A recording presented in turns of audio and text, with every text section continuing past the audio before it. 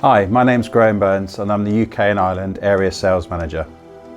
Teledyne Gas and Flame has manufactured the GD10P point infrared detector since its acquisition of Simtronics back in 2019.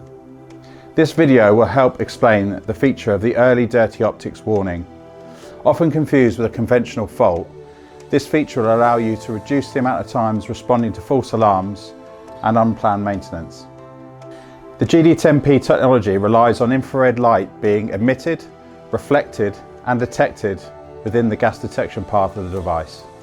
The device calculates the amount of gas present against the amount of infrared light absorbed when reflected off the mirror within the gas detection path.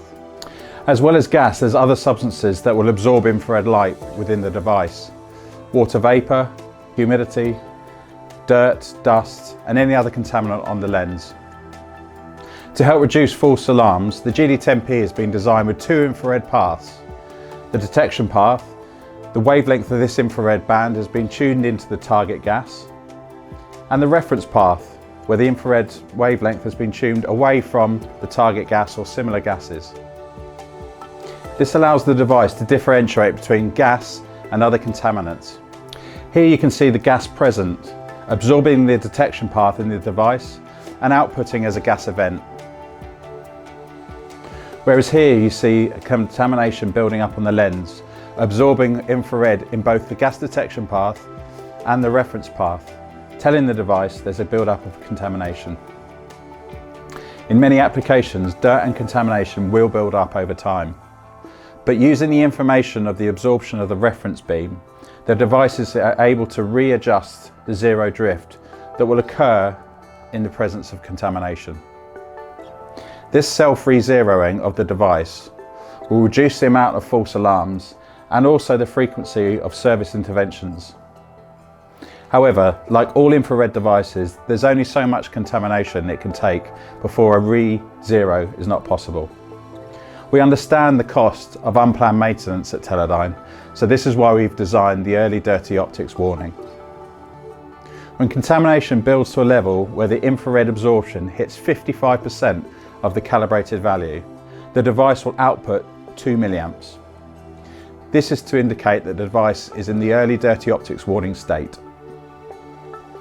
It's important to know that the device is still detecting and it's safe to remain online. If the gas concentration rises to above 7% LEL, the device will come out of the early dirty optics warning phase and output a 4 to 20 milliamp that's representative of the gas present.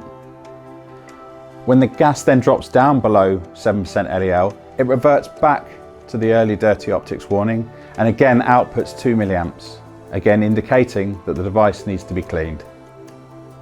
If the device isn't cleaned and contamination continues to build on the device and the infrared absorption reduces to 70% of its calibrated level, then the device will then go into 1 milliamp output and that indicates a genuine fault condition. In this state, the device is no longer detecting and needs to be taken offline.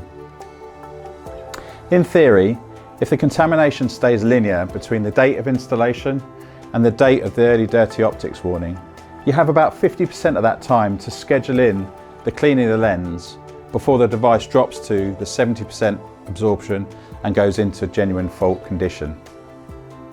To summarise, when the device goes into the early dirty optics warning state and outputs 2 milliamps, the device is still detecting.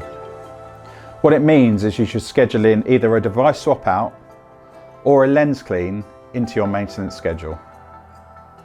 If you have any questions about the GD10P or any of our other gas and flame detection products, please do not hesitate to contact us.